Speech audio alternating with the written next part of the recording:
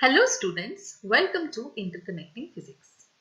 आज मैं आपको इस वीडियो में electric charge, coulomb force, electric dipole moment, electric flux और गॉस थ्योरम पे बेस्ड न्यूमेरिकल्स को सॉल्व करने का तरीका बताऊंगी।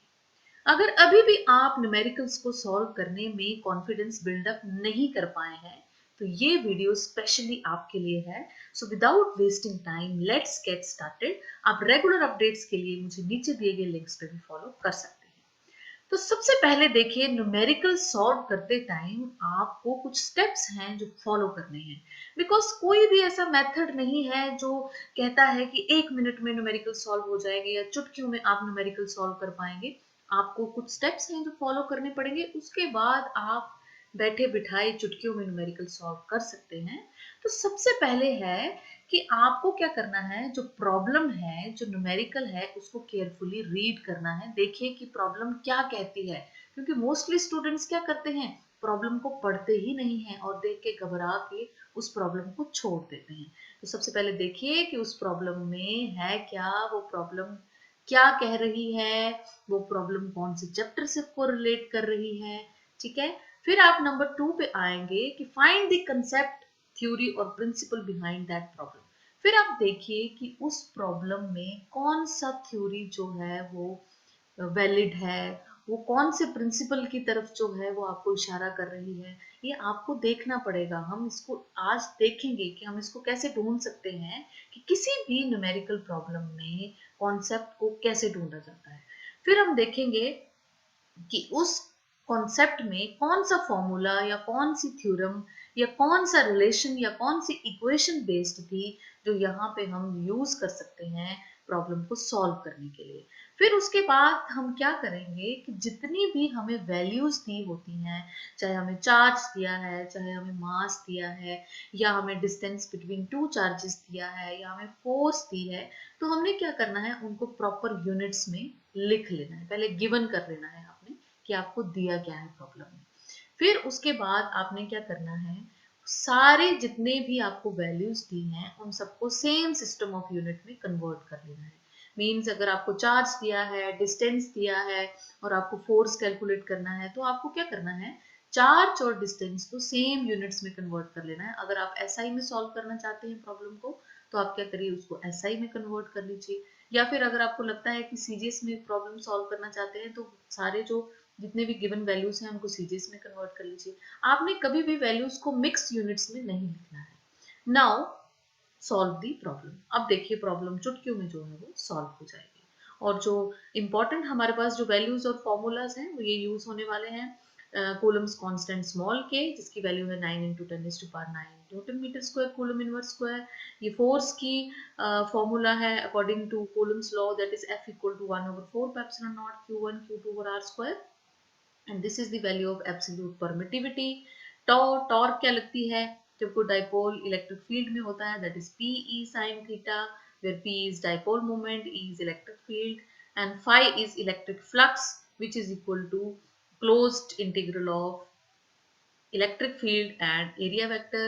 Then according to Gauss theorem, the electric flux क्या होता है, Q/ε0। तो चलिए आइए अब हम प्रॉब्लम्स को सॉल्व करते हैं। तो देखिए न्यूमेरिकल 1 है कि both Coulomb's law for electrostatic force between two point charges and Newton's law for gravitational force between two masses have same inverse square dependence on the distance between the two charges or masses respectively। कह रहा है कि हमारे पास जो coulomb force है वो क्या है, 1/4πε0 Q1 Q2 R square। और हमारे पास जो ग्रेविटेशनल फोर्स है वो क्या है, capital G m1 m2 R square। Okay, तो ये दोनों क्या है, इनवर्स स्क्वायर डिपेंडेंस है। देखिए दोनों क्या है, इनवर्स स्क्वायर लॉ को ओबे कर रही है। तो नंबर 1 क्या पूछता है, compare the strength of these forces by determining their magnitudes. Number 1 for electron and a proton. Mean charges आपको दिए हैं, एक इलेक्ट्रॉन दिया है और एक दिया है प्रोटॉन, एंड फॉर 2 प्रोटॉन्स, और उसके बाद फिर 2 प्रोटॉन्स के लिए। देखिए सबसे पहले क्या है, electrostatic force between an electron and proton. चलिए कर लेते हैं, हम ये फॉर्मूला यूज करेंगे क्योंकि हमने पता लगा लिया है कि यहाँ पे कौन सा कॉन्सेप्ट था, कौन सा फॉर्मूला था, हमने फॉर्मूला को लिख लिया है, तो बहुत इजी है उसको सॉल्व करना। तो देखिए इलेक्ट्रोस्टैटिक फोर्स क्या है, 1/4 पाई एप्सिलॉन नॉट, और अगर हमें एक इलेक्ट्रॉन दिया है एक प्रोटॉन दिया है तो हमें पता है कि दोनों में जो चार्ज होता है, मैग्नीट्यूड ऑफ चार्ज होता है, वो क्या होता है, सेम होता है, 1.6 × 10⁻⁻19 कूल। तो ये देखिए हमने एक को E लिख लिया, दूसरे को भी E लिख लिया, क्योंकि दोनों का मैग्नीट्यूड क्या होता है, सेम होता है, and divided by r square, distance between them.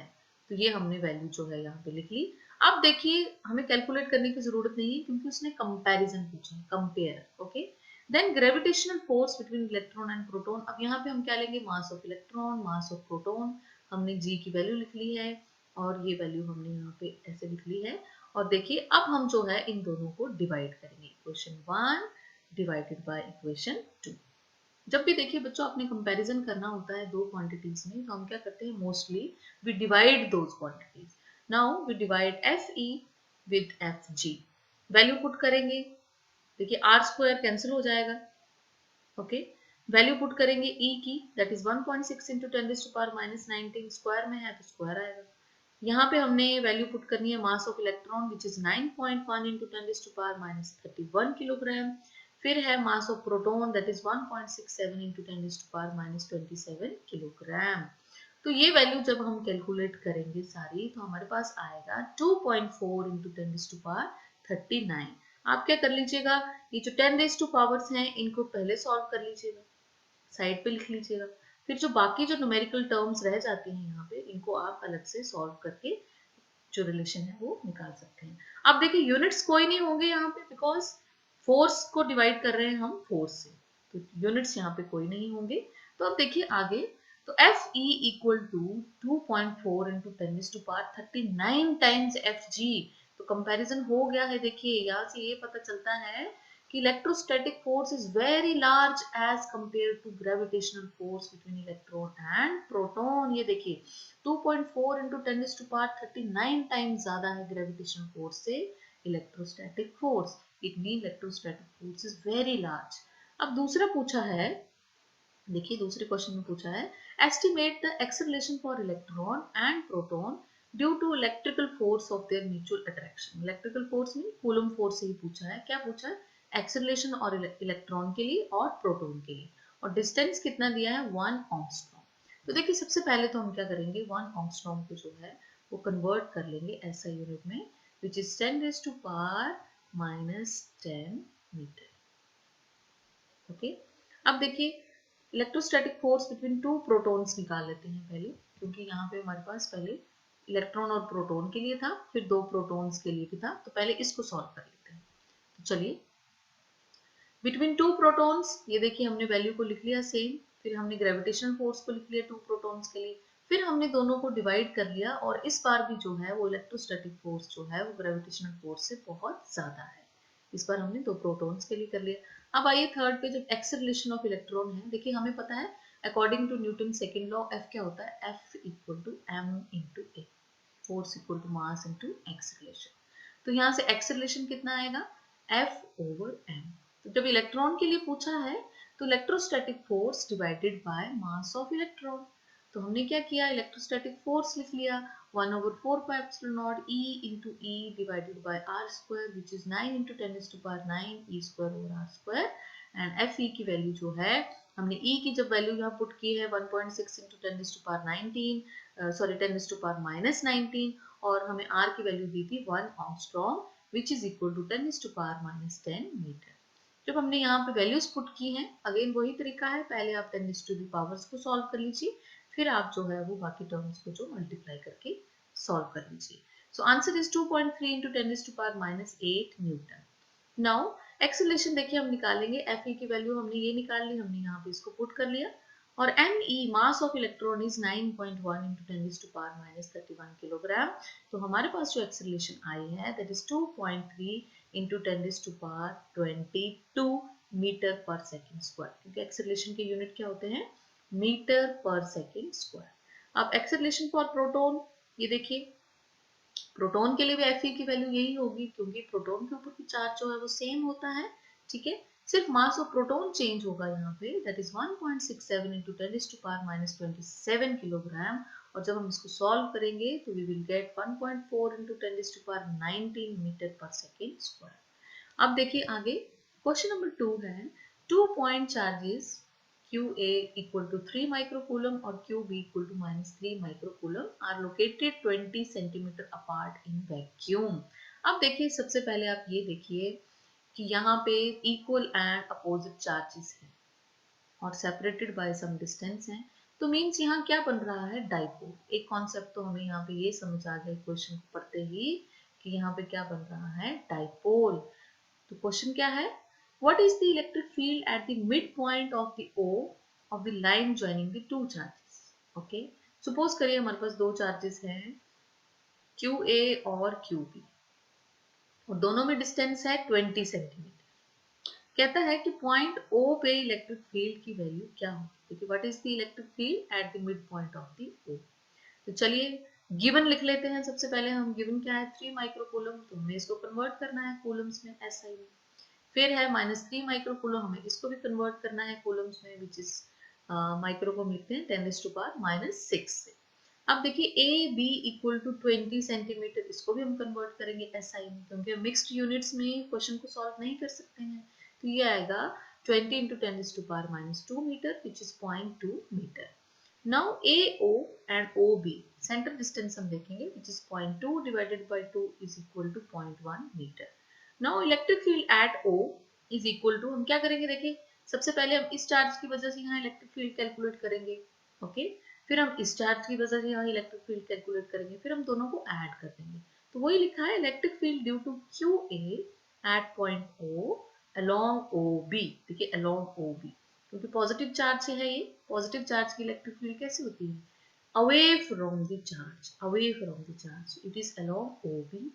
and electric field due to QB at E is along OB, because negative की कैसे होती है, is along OB, along the negative charge, toward the negative charge। चलिए देखिए what is electric field due to a point charge, हमें पता है formula क्या है, E equal to Q over 4 pi epsilon naught R square। so 1 over 4 pi epsilon naught हमने अलग लिख लिया, QA divided by AO square plus 1 over 4 pi epsilon naught QB over OB square। तो चलिए 1 over 4 pi epsilon naught को common ले लेते हैं।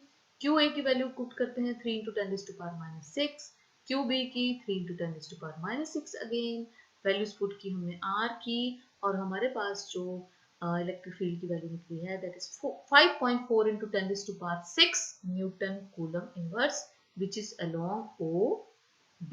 बिकॉज इलेक्ट्रिक फील्ड की डायरेक्शन जो है इस बार क्या है, ये देखिए OB, ये भी OB की साइड था, ये भी OB की साइड था, तो बेसिकली इलेक्ट्रिक फील्ड की डायरेक्शन जो है वो क्या है, अलोंग OB। अब देखिए सेकंड क्वेश्चन क्या पूछता है कि if negative charge of magnitude 1.5 into 10⁻⁻90 coulomb is placed at this point. Suppose करिए कि O पे एक चार्ज रख दिया है 1.5 into 10⁻⁻9 coulomb, then what is the force experienced by the test charge। चलिए देखते हैं। देखिए तो force experience by test charges Q into E। Q की वैल्यू हमें दी हुई है, E की वैल्यू जो है हमने अभी क्या है वो निकाल ली है, तो ये वैल्यू हम पुट करेंगे। देखिए फोर्स यही होती है ना, F equal to QE, because electric field क्या था, force divided by charge, that is force experience by test charge. तो फिर F की वैल्यू क्या होगी, F equal to Q into E। So F equal to Q into E, Q की value put करिए, E की वैल्यू पुट करिए, और हमारे पास जो फोर्स है वो किसमें निकलेगी, न्यूटन्स में, अलोंग OA। बिकॉज देखिए टेस्ट चार्ज जो हमें दिया था यहाँ पे क्या है, नेगेटिव। तो अब अगर नेगेटिव नेगेटिव क्या करेंगे, एक दूसरे को रिपेल, और नेगेटिव और पॉजिटिव क्या करेंगे, एक दूसरे को अट्रैक्ट। सो इसलिए इट इज अलोंग OA। देखिए क्वेश्चन में दिया हुआ है a negative test charge, so it mean ये टेस्ट चार्ज क्या है, negative, and negative positive, because unlike charges attract each other, और जो फोर्स होगी वो होगी OE की अलोंग। चलिए नंबर 3 पे आइए। A system has two charges, values दी हैं हमें, लोकेटेड एट द पॉइंट्स, ये पॉइंट्स दिए हैं, चलिए देख लेते हैं। सबसे पहले बच्चों देखिए कि इस बार भी हमें क्या दिया है, इक्वल एंड अपोजिट चार्जेस, ठीक है। और जो A चार्ज है, जो QA चार्ज है, वो कहाँ पड़ा है? देखिए, ये देखिए 0 0 -15 सेंटीमीटर, मीन Z एक्सिस पे है इसका जो कोऑर्डिनेट है। देखिए x एक्सिस पे 0 है, y एक्सिस पे 0 है, z एक्सिस पे इसका कोऑर्डिनेट -15 सेंटीमीटर है। तो लेट अस से coordinate system x y z। तो ये पॉजिटिव है, तो नेगेटिव z पे अगर हम लिखेंगे -15 सेंटीमीटर, तो यहाँ पे हम QA की वैल्यू लिख पाएंगे which is 2.5 into 10 raised to power -7 coulomb. और जो B है चार्ज, वो कहाँ है? 0 0 +15 मीन्स पॉजिटिव z एक्सिस पे हम 0 0 +15 सेंटीमीटर।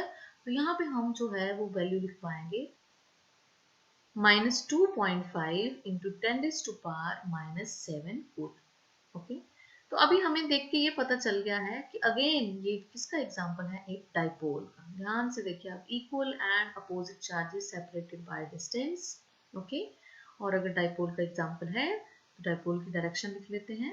डाइपोल की डायरेक्शन होती है from negative charge to positive charge. तो ये हमने रेड एरो से डाइपोल मूवमेंट की जो है वो डायरेक्शन बता दी है। तो अब देखिए क्या पूछता है, what are the total charge and the dipole moment of the system. अब देखिए टोटल चार्ज हमें पता है, डाइपोल का क्या होता है? 0। मैंने आपको पहले भी बताया है, अगर आपको नहीं पता है तो आप आई बटन पे हिट करके वीडियो को देख सकते हैं और पता लगा सकते हैं कि टोटल चार्ज जो है डाइपोल पे होता है 0। तो अभी देखिए टोटल चार्ज कितना होगा डाइपोल पे? QA plus QB। QA positive है, QB नेगेटिव है, total charge is 0। Okay, now dipole moment की वैल्यू देखिए क्या होती है? P equal to Q into 2L।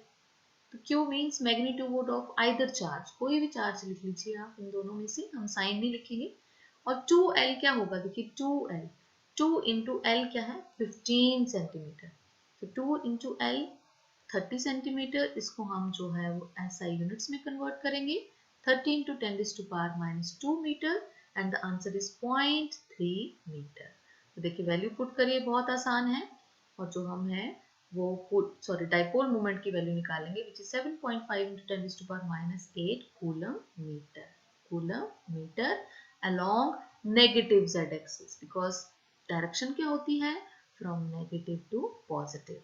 तो ये नेगेटिव चार्ज है, ये पॉजिटिव चार्ज है, तो इस साइड होगी along नेगेटिव z एक्सिस। चलिए आगे देखिए, न्यूमेरिकल 4 है an electric dipole with dipole moment. तो गिवन हमें जो दिया है वो लिख लेंगे। डाइपोल मोमेंट दिया है 4 into 10 to the power -9 coulomb metre, is aligned at 30 degree with the direction of uniform electric field की वैल्यू भी दी है, वो भी हमने लिख ली है। एंगल हमें दिया है 30 डिग्री, वो भी लिख लिया है। चलिए डायग्राम देखते हैं कैसे बनेगी। सपोज करिए ये हमारे पास यूनिफॉर्म इलेक्ट्रिक फील्ड है, सपोज कर लीजिए। ओके, अब इसमें जो डाइपोल है, ये देखिए ये डाइपोल है, minus Q charge plus Q charge, और ये कितना एंगल बना रहा है इलेक्ट्रिक फील्ड की डायरेक्शंस के साथ? 30 डिग्री, बिकॉज पी की डायरेक्शंस पर क्या होगी? ये फ्रॉम नेगेटिव टू पॉजिटिव, ये इलेक्ट्रिक फील्ड। तो ये है कंडीशन। तो हमें क्या पूछता है, क्या निकालना है? Calculate the torque acting on the dipole. बहुत सिंपल है, but is the formula of torque? It is PE sin theta. Okay, तो डाइपोल मोमेंट की वैल्यू दे रखी है, वो भी SI यूनिट में है। E की वैल्यू दे रखी है, वो भी SI यूनिट्स में है। साइन थीटा, हमें साइन 30 डिग्री की वैल्यू जो है वो क्या होती है? 1/2। तो ये वैल्यूज जब हम पुट करेंगे तो वैल्यू क्या निकलेगी? 10 to the power -4 newton metre, because torque के क्या यूनिट्स होते हैं? Newton metre. अब देखिए numerical 5, two insulated copper spheres A and B have their center separated by a distance of 50 centimeter। Suppose करिए दो हमारे पास कॉपर स्फीयर हैं, उनमें डिस्टेंस कितना है? A है, B है, दोनों, और डिस्टेंस है 50 सेंटीमीटर। तो जो हम इसको मीटर में कन्वर्ट करेंगे तो 50 into 10 to the power -2 metre, ऐसे कन्वर्ट करेंगे तो आएगा 0.5 मीटर। अब देखिए what is the mutual force of electrostatic repulsion. If the charge on each is, obviously अगर चार्ज दोनों पे सेम है तो क्या होगा? रिपल्शन होगा, जो हमने कैलकुलेट कर लेना है। Okay, and the radii of the spheres is negligible as compared to the separation between them। तो चलिए फर्स्ट में जो पूछा है हम वो सॉल्व कर लेते हैं। पहले गिवन कर लेते हैं, QA पे चार्ज कितना है, QB पे, दोनों सेम है, और जो डिस्टेंस है दैट इज 0.5 मीटर। तो कूलम्स लॉ लगाएंगे 1/4πε0 QA QB over R square, 1/4πε0 की वैल्यू 9 × 10⁹ QA की वैल्यू लिख ली, QB की लिख ली, R स्क्वायर की लिख ली। सबसे पहले हमने 10⁻⁴ जो है ये वाली इनको सॉल्व करना होता है, फिर बाकी जो न्यूमेरिक टर्म्स है उनको, तो हमारे पास वैल्यू आई है 1.5 × 10⁻⁻2 न्यूटन। अब आगे देखिए क्या पूछता है, what is the force of repulsion if each sphere is charge double. Means हमारे पास ये जो चार्ज दिया था ये क्या हो जाए, ईच स्फीयर पे डबल हो जाए, मतलब ट्वाइस हो जाए दोनों पे, and the distance between them is half. Means distance कितना हो जाए, 0.5 मीटर पहले दिया था उसका हाफ हो जाए, तो फोर्स जो है वो कहता है फोर्स ऑफ रिपल्शन कितनी होगी। और नंबर 3 पे पूछा है what is the force of repulsion if two charges are placed in water. तो चलिए आइए सॉल्व करते हैं। तो इस बार जो चार्ज है वो क्या हो गया है, डबल, और जो हमारे पास डिस्टेंस है वो क्या हो गया है, हाफ। तो अगेन वैल्यू पुट कर लेते हैं हम कूलम्स लॉ में। इस बार कूलम्स लॉ को हमने F2 से लिखा है, फोर्स को हमने लिखा है F2 से। तो वैल्यू पुट कर लीजिए, जो नई वैल्यू आई है चार्जेस की और जो नए डिस्टेंसेस आए हैं, तो वैल्यू आएगा 0.24 न्यूटन। अब कहता है फोर्स इन मीडियम, क्यों, क्योंकि उसने पूछा है कि अब दो चार्जेस कहाँ आ गए हैं, मीडियम में और किसमें, वाटर में। और बच्चों याद रखिएगा वाटर का डाइलेक्ट्रिक कांस्टेंट होता है 80, और डाइलेक्ट्रिक कांस्टेंट की देखिए वैल्यू क्या होती है हमारे पास, force between two charges when two charges are placed in air, and force between two charges when two charges are placed in medium। तो हमें मीडियम के लिए निकालना है, हम क्रॉस मल्टीप्लाई करेंगे। तो force between two charges when two charges was placed in air क्या था, ये देखिए F1। तो हमने ये वैल्यू यहाँ लिख ली, कितनी थी 1.5 × 10⁻⁻2 न्यूटन। और वाटर का जो डाइलेक्ट्रिक कांस्टेंट है दैट इज 80, हमने 80 से इसको डिवाइड किया and the value is 1.9 × 10⁻⁴ newton. Come to numerical 6। Two insulated copper spheres A and B have their center separated by 50 cm, और चार्ज जो है ईच पे ये है। The radii of the sphere is negligible as compared to the separation between them. If a third sphere of same size but uncharged is brought in contact with the sphere A and then brought in contact with sphere B and finally removed from them, what is the new force of repulsion between A and B? तो इसमें दिया है जो हमारे पास दो spheres हैं A और B, okay, और उनमें जो डिस्टेंस है दैट इज 50 सेंटीमीटर। अब कहता है एक अनचार्ज स्फीयर है, लेट अस से कोई स्फीयर C है। तो पहले हमने C को टच करवाना है A के साथ, फिर हमने C को टच करवाना है B के साथ, और फिर देखना है कि नई force of repulsion between A and B क्या होती है। तो चलिए देखते हैं। गिवन हमने दिया है, चार्ज लिख लिए, डिस्टेंस लिख लिया, ऐसा ही नहीं, okay. Initially the third sphere has no charge, क्योंकि यहाँ दिया है uncharged, but when sphere C is touched with sphere A, then both spheres will share the charge till they have same charges। जब हम स्फीयर A को और sphere C को touch करवाएंगे तो हम देखेंगे कि दोनों में शेयरिंग शुरू हो जाएगी। अगर इस पॉजिटिव चार्ज है तो इस पे भी कितना आ जाएगा, पॉजिटिव चार्ज, और क्या आएगा, इक्वल, इक्विलिब्रियम में आएगा, तब ये जो शेयरिंग है जो बंद होगी। तो देखिए charge on A after sharing Q1 equal to क्या वैल्यू है, 6.5 × 10⁻⁷ कूलम प्लस, और C पे कितना चार्ज है, 0 डिवाइडेड बाय 2, बिकॉज शेयरिंग हो रही है। अब हाफ ऑफ आएगा दोनों के पास, तो ये देखिए वैल्यू आई 3.25 × 10⁻⁷ कूलम। और चार्ज ऑन QC कितना आएगा, सेम जो Q1 पे है, क्योंकि आफ्टर शेयरिंग दोनों पे चार्ज कितना हो जाएगा, सेम। तो अब हमने क्या करना है, इस C स्फीयर को किसके पास लेके जाना है, B के पास। अब हमने किसके पास लेके जाना है, स्फीयर B के पास। अब देखिए अब C भी चार्ज हो चुका है, ये देखिए C के पास अब ऑलरेडी चार्ज आ चुका है 3.25 × 10⁻⁷ कूलम। अब हम इसको पास लेके जा रहे हैं B के, अगेन दोनों में शेयरिंग स्टार्ट हो जाएगी, और कब तक होगी, जब दोनों में चार्ज इक्वल ना हो जाए।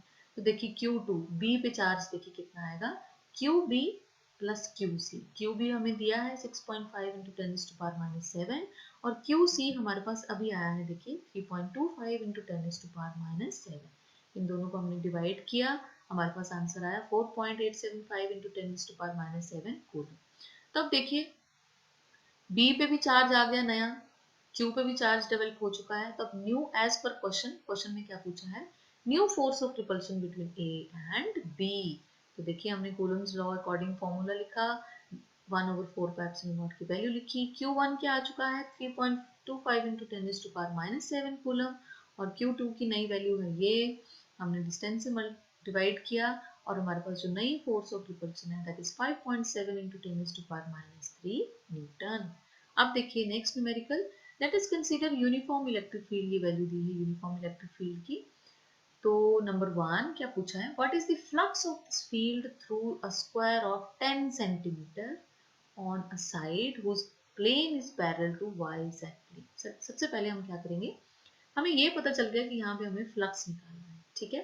तो सबसे पहले हम क्या करेंगे, वैल्यू लिख लेंगे। गिवन क्या दिया है हमें इलेक्ट्रिक फील्ड की वैल्यू 3 इंटू 10⁻³ आई कैप। देखिए आई कैप से हमें पता लग रहा है कि जो इलेक्ट्रिक फील्ड है that is along x axis, positive x axis, okay. अब देखिए मैग्नीट्यूड लिख लेते हैं क्योंकि न्यूमेरिकल में तो मैग्नीट्यूड यूज होने वाला है, ठीक है। तो आई कैप का यूनिट वेक्टर का जो मैग्नीट्यूड है दैट इज 1, जो value is 3 into 10⁻³ Newton coulomb inverse. अब देखिए साइड ऑफ द स्क्वायर के दी है 10 सेंटीमीटर, इसको हम एसआई में कन्वर्ट करेंगे तो 0.1 मीटर। तो अब हमें पता है कि फाई का फॉर्मूला क्या होता है, electric field into area, simple, electric field into area.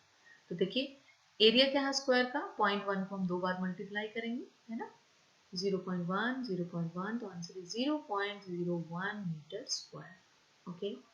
Now given plane of square is parallel to y z plane. देखिए सबसे पहले क्या पूछा, what is the flux through the square of 10 centimetre whose plane is parallel to yz plane। तो means angle between electric field intensity and area vector क्या होगा, 0 degree. Because देखिए ना इसका प्लेन मीन्स एरिया वेक्टर और electric field की value जो है क्या होगी, सेम डायरेक्शन में। तो थीटा क्या होगा, 0 डिग्री, ओके। तो हमारे पास जो वैल्यू आएगी वो कितनी आएगी, phi equal to E into A which is 3 into, हम ई की वैल्यू पुट कर लेंगे, एरिया की वैल्यू पुट कर लेंगे और हम फाई की वैल्यू निकाल लेंगे विच इज इलेक्ट्रिक फील्ड की यूनिट न्यूटन कूलम इनवर्स और एरिया की unit that is metre square. अब देखिए दूसरा क्या पूछता है, what is the flux through the same square if normal to its plane make 60 degree angle with the X axis. चलिए देखते हैं। तो इस बार हमें थीटा कितना दिया है, 60 डिग्री। मीन्स जो हमारे पास इलेक्ट्रिक फील्ड है और जो हमारे पास एरिया वेक्टर है ds वेक्टर, उसमें कितना एंगल है, 60 डिग्री, ठीक है। पहले हमने ई ए क्यों लिखा था, क्योंकि हमारे पास थीटा कितना था, 0, और cos 0 कितना होता है, 1। लेकिन इस बार जो है वो cos 60 डिग्री हमें लिखना पड़ेगा, ई की वैल्यू लिख लीजिए, ए की वैल्यू लिख लीजिए, cos 60 degree is 1/2 and answer is 15 newton coulomb inverse metre square. तो नेक्स्ट देखिए न्यूमेरिकल क्या है, let us consider uniform electric field, what is the net flux through a cube. पहले स्क्वायर में पूछा था सेम क्वेश्चन के लिए, अब क्यूब के लिए पूछा है of side 20 centimetre oriented so that its faces are parallel to the coordinate planes. देखिए इसके लिए जो है net flux in this case is 0। ध्यान से देखिएगा क्योंकि दिया है हमें all the faces of the cube are parallel to the coordinate planes. तो क्या होगा, number of field lines entering the cube, okay, number of field lines entering the cube will be equal to number of field lines leaving the cube। ये देखिए जितनी field lines आएंगी उतनी field lines बाहर चली जाएंगी, जितनी फील्ड लाइंस आएंगी उतनी बाहर चली जाएंगी। तो net outward flux equal to net inward flux, okay. तो क्या हो जाएगा, 0। तो नेट फ्लक्स यहाँ क्या हो जाएगा, 0, because all the faces of the cube are parallel and the number of field lines entering the cube is equal to the number of field lines leaving the cube. चलिए next देखिए numerical 9।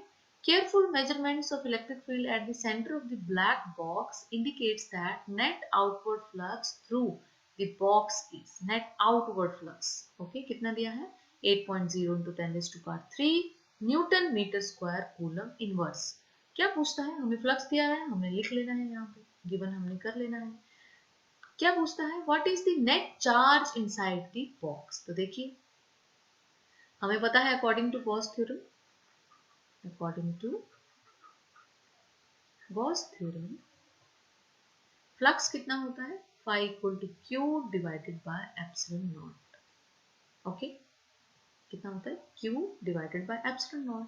phi हमें दिया है, epsilon naught की value हमें पता है 8.85 into 10⁻⁻12 newton inverse coulomb square metre inverse square.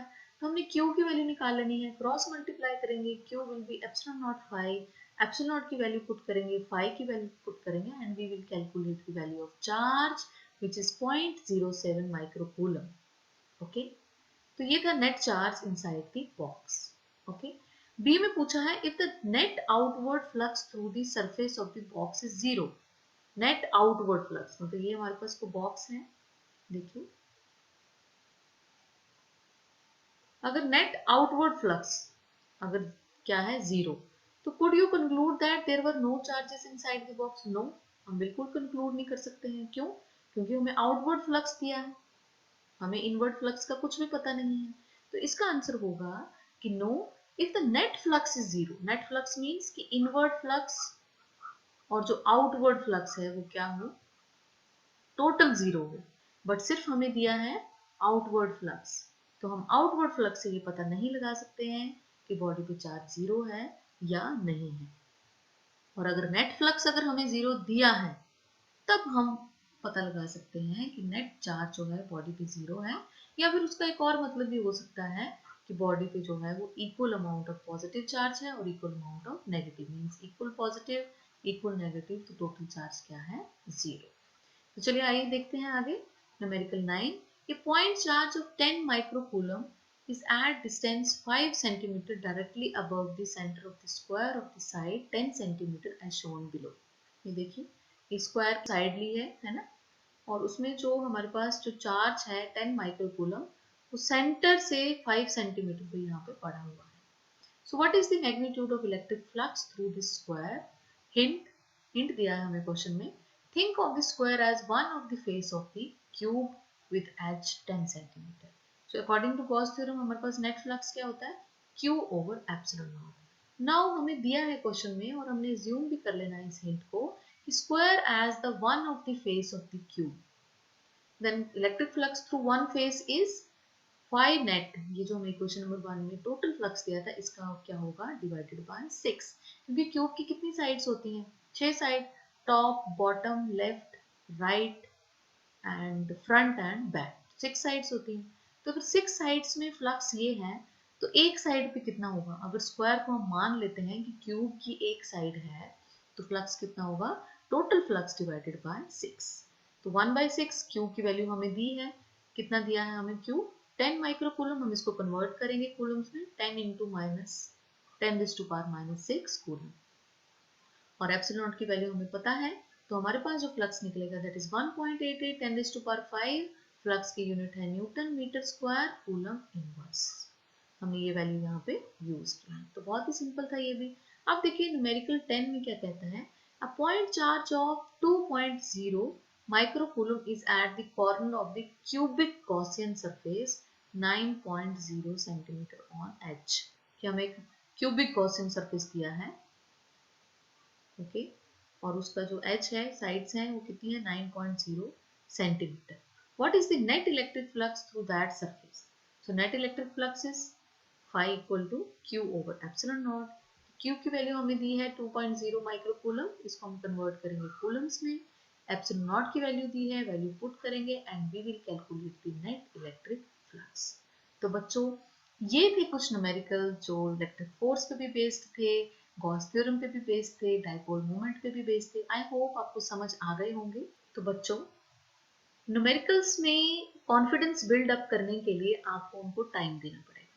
अगर कोई कहता है आपको कि न्यूमेरिकल चुटकियों में सॉल्व हो जाते हैं तो वो गलत है।